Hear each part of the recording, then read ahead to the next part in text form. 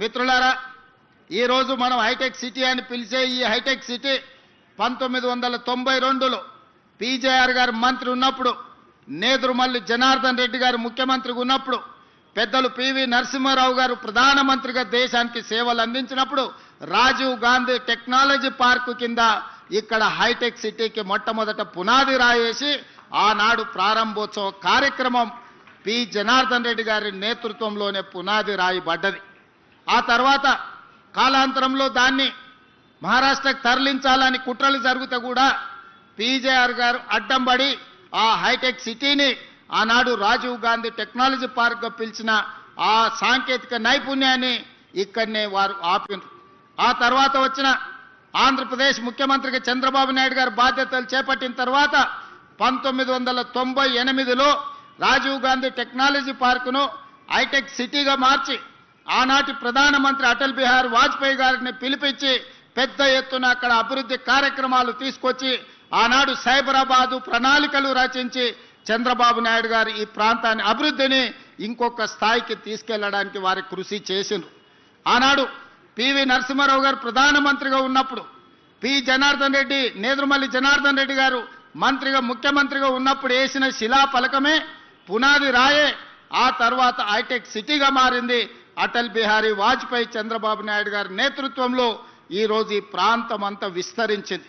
ఇవాళ ఈ ప్రాంతంలో ప్రపంచ దేశాలలో దిగ్గజ కంపెనీలైన అది గూగుల్ కావచ్చు, ఇన్ఫోసిస్, మైక్రోసాఫ్ట్ కావచ్చు, ఇట్లా చెప్పుకుంటూ వెళ్తే 500 ఫార్చ్యూన్ కంపెనీలలో 85 ఫార్చ్యూన్ కంపెనీలు ఇవాళ ఈ ప్రాంతంలో శేర్లింగంపల్లి నియోజకవర్గంలో వాటి కార్యక్రమాలు కొనసాగిస్తున్నాయంటే ఆనాటి ప్రధానమంత్రులు పివి నరసింహారావు గారు, అటల్ బిహారీ వాజ్పేయి గారు తీసుకున్న నిర్ణయమే ఈరోజు ఈ నగరం ఒక మహానగరంగా రాణించడమే కాదు, ప్రపంచ దేశాలలో ఉన్న దిగ్గజ కంపెనీలు ఇవాళ ఈ ప్రాంతానికి వచ్చినాయి. లక్షలాది మంది నిరుద్యోగ యువకులకు ఉద్యోగ ఉపాధి అవకాశాలు కల్పించినాయి. ఇదే కాదు, ఇవాళ ఈ తెలంగాణ ఆర్థిక ఆదాయంలో దాదాపుగా 60-65% నగరం నుంచే ఆదాయం వస్తుంది.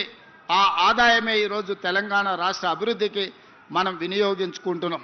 మరి అలాంటిది ఈ నగరాన్ని ఇంకా గొప్ప నగరంగా తీర్చిదిద్దాలన్న ఆలోచన మళ్ళీ శ్రీమతి సోనియా గాంధీ గారి నేతృత్వంలో ఏర్పడ్డ తెలంగాణ రాష్ట్రంలో ప్రజాపాలన ఇందిరమ్మ రాజ్యం వచ్చిన తర్వాత 2023 డిసెంబర్ 7 నాడు మళ్ళీ అదే సంకల్పంతో అభివృద్ధి పదం వైపు నడిపించాలని మేము ముందుకు వచ్చినాం.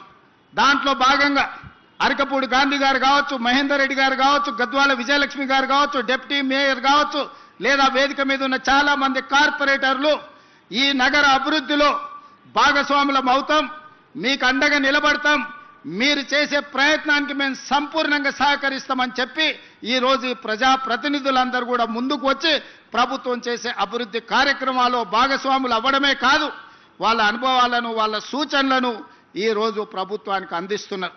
వాళ్ళందరూ అభివృద్ధిలో భాగస్వాములు కావాలి. ఈ నగరం ఒక గొప్ప నగరంగా అభివృద్ధి చెందాలి. ఈ నగరం బెంగళూరుతోనో, ఢిల్లీతోనో, ముంబైతోనో, చెన్నైతోనో పోటీ కాదు. ఈ నగరం న్యూయార్క్తోనో, టోక్యోతోనో, జపాన్తోనో పోటీ పడాలి, సింగపూర్ అంత గొప్పగా ఎదగాలి అని వీళ్ళందరూ ముందుకొచ్చి ఈనాడు ఈ ప్రభుత్వానికి అండగా నిలబడి ముందుకు వెళ్తున్నారు. ఎప్పుడైనా మంచి పనులు చేసేటప్పుడు ఇవాళ వీళ్ళే కాదు, ఆనాడు దేవతలు యజ్ఞాలు చేసినప్పుడు కూడా రాక్షసులు వచ్చి ఆ యజ్ఞానికి భంగం కలిగించడానికి ప్రయత్నం చేసిండ్రు. అంత మాత్రాన దేవతలు చేసే యజ్ఞాన్ని ఎక్కడ వాళ్ళ అవంతరాలు కల్పించిన ఆగిపోలేదు.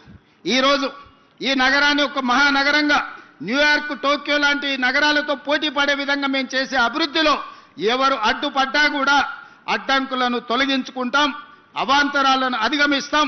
ఈ నగరాన్ని గొప్ప నగరంగా తీర్చిదిద్దడానికి ప్రణాళికలు తీసుకొని తెలంగాణ రైజింగ్ 2047 ప్రణాళికతోని ఈరోజు ముందుకు వెళ్ళాలని మేము నిర్ణయం తీసుకున్నాం. ఇవాళ ఇక్కడున్న ఫ్లోర్ లీడర్ రాజశేఖర రెడ్డి గారు కావచ్చు, మిగతా వాళ్ళందరూ కూడా మన ప్రణాళికల్ని ప్రజలకు తీసుకెళ్ళండి. మీరే ఈ కార్పొరేటర్లు, ఈ జంట నగరాల్లో ఉన్న ఈ శాసనసభ్యులే ప్రజలకు వివరించండి. ఈరోజు ప్రజలకు అభివృద్ధి కావాలి, ప్రజలకు రాజకీయాలతో సంబంధం లేదు. ప్రభుత్వానికి కూడా ఇప్పుడు రాజకీయాలు చేరుకోవాలనుకోవట్లేదు. ఎన్నికలు వచ్చినప్పుడే రాజకీయాలు, ఇప్పుడు అభివృద్ధిని చెయ్యడమే మా బాధ్యతగా భావిస్తున్నాం.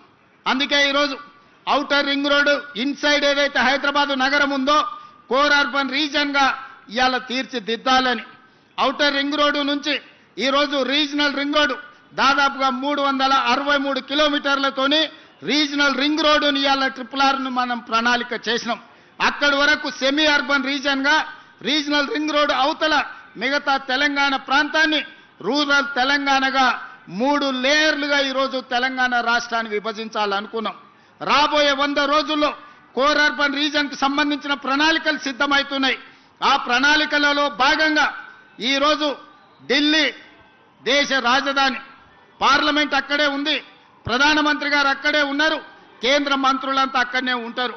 కానీ కాలుష్యం పెరిగిపోయి అక్కడ పాఠశాలలకు సెలవులు, పార్లమెంటుకు సెలవులు, ప్రజలు రోడ్ల మీదకి రావడానికి సెలవులు, ఈరోజు ఢిల్లీ నగరంలో నివసించలేని పరిస్థితి వచ్చింది.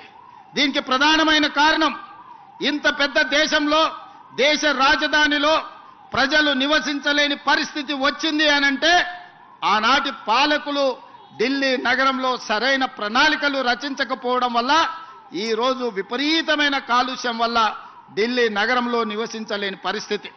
చెన్నైలో వర్షాలు వస్తే లేదా ట్రాఫిక్ సంగతి మీరు చూసారు, చెన్నై వర్షానికి అతలాకుతలం అయిపోతుంది.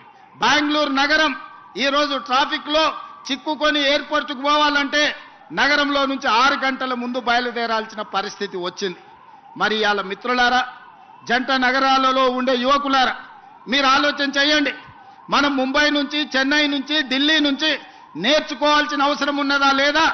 అక్కడ వస్తున్న అవాంతరాలు, ఉపద్రవాన్ని దృష్టిలో పెట్టుకొని మన నగరానికి ప్రణాళికలు సిద్ధం చేసుకోవాల్సిన అవసరం ఉందా లేదా? ఇంకా రాజకీయాల ముసుగులో ప్రభుత్వం చేసే కార్యక్రమాలను అడ్డుకునే వాళ్ళను క్షమించుకుంటూ పోదామా? మీరు ఒక్కసారి ఆలోచన చేయండి. ప్రజలకు తీర్పు ఇచ్చిండ్రు. 5 సంవత్సరాలు ఎవరు పరిపాలన సాగించాలో ప్రజలు ఆమోదం తెలిపిండ్రు. 5 సంవత్సరాల కోసం ప్రజలు ఎన్నుకున్న ప్రభుత్వాన్ని పని చేయనీయకుండా ప్రతిరోజు కోర్టులో లిటిగేషన్ వేసి పనులు చేస్తున్న వాళ్ళ మీద బురద జల్లి ఈరోజు నగర అభివృద్ధిని అడ్డుకోవాలనే ప్రయత్నం చేస్తున్నారు. ఇవాళ ఫైనాన్షియల్ డిస్ట్రిక్ట్ అభివృద్ధి అయితే దాదాపుగా 10 లక్షల మందికి ఉద్యోగాలు వచ్చినాయి. ఈరోజు ఇక్కడనే దుర్గం చెరువు పక్కన నాలెడ్జ్ పార్క్ వస్తే 5 లక్షల మందికి ఉద్యోగాలు వచ్చినాయి. అందుకే ఈరోజు గచ్చిబౌలి స్టేడియం పక్కన ఒక 400 ఎకరాల అభివృద్ధి చేస్తే ఇంకొక 5 లక్షల మందికి ఉద్యోగాలు కల్పించాలి, 1,00,000 కోట్లు పెట్టుబడులు తీసుకురావాలని విదేశీ పర్యటనలు చేసి అమెరికా, జపాన్, సౌత్ కొరియా లాంటి, సింగపూర్ లాంటి దేశాలలో పర్యటన చేసి దాదాపుగా 2,25,000 కోట్ల రూపాయలు పెట్టుబడులను ఆకర్షించి ఇవాళ సంస్థల్ని ప్రారంభించడానికి ప్రయత్నం చేస్తే ఈ రోజు పానకంలో పుడకలాక దాన్ని అడ్డుకున్నారు. ఇది తాత్కాలికమే.